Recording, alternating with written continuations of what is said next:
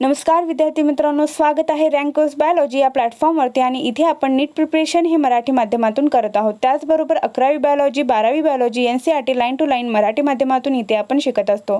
तर आजचा आपला टॉपिक आहे फायलम स्टेनोफोरा। तर फायलम स्टेनोफोरा हे ॲनिमल किंगडम मधील एक फायलम आहे जो की इथे आपण त्याचे एक्सप्लेनेशन पाहणार आहोत।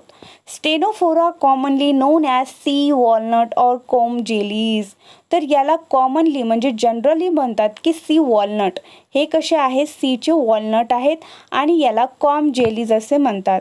आर एक्सक्लुझिव्हली मराईन आणि हे मोठ्या प्रमाणात मराईन वॉटरमध्ये म्हणजेच खाऱ्या पाण्यामध्ये आपल्याला दिसतात।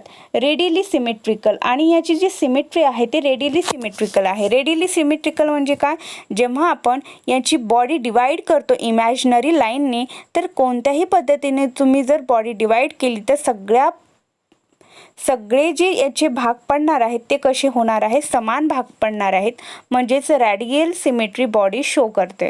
त्यानंतर हा डिप्लोब्लास्टिक ऑर्गॅनिझम आहे। डिप्लोब्लास्टिक ऑर्गॅनिझम आहेत आणि यामध्ये टिश्यू लेवल ऑफ ऑर्गनायझेशन आहे।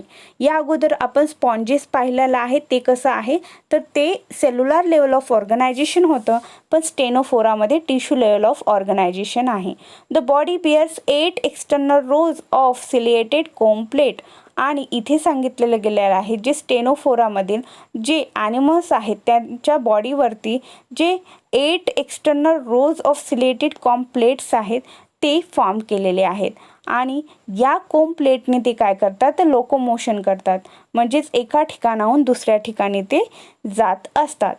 Digestion is both extra cellular and intracellular आणि यामधील जे डायजेशन आहे, पचनाची क्रिया आहे ते बाह्य भागावरती आणि आतमधील सेल्युलर इंट्रासेल्युलर सुद्धा आहे। Bioluminescence the property of living organism to emit light, म्हणजेच जे ऑर्गॅनिझम काय करतात, लाईट इमिट करतात, त्याला बायोल्युमिनेन्स ॲनिमल्स असे म्हणतात। तर हे जे स्टेनोफोरा आहे, फायलम स्टेनोफोरा, हे बायोल्युमिनेन्स शो करतात। यांची जी ऑर्गॅनिझम आहेत ते लाईट काय करतात, इमिट करतात, तयार करतात।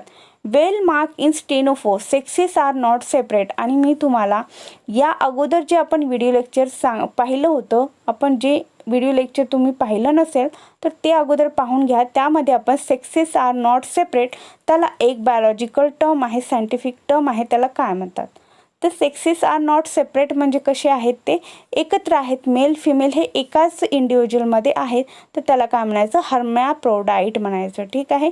Reproduction takes place only by sexual means आणि याचे जे रिप्रोडक्शन होते ते सेक्शुअलनीच होते, असेक्शुअल रिप्रोडक्शन स्टेनोफोरा दाखवत नाही।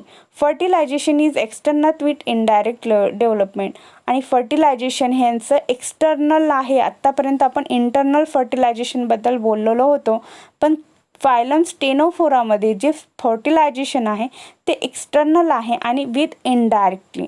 ठीक आहे। आणि इथे तुम्हाला एक डायग्राम दिलेली आहे आणि हे आहे फायलम स्टेनोफोरा, त्यामधील एक्झाम्पल प्लुरोब्रँचिया आहे बघा। तर तुम्हाला इथे हे स्टेनोफोरा लक्षात आलं असेल। काही डाऊट असतील तर कमेंट सेक्शनमध्ये नक्की विचारा। व्हिडिओ लेक्चर आवडला असल्यास do like, share, subscribe and follow for more study material. Thanks for watching me.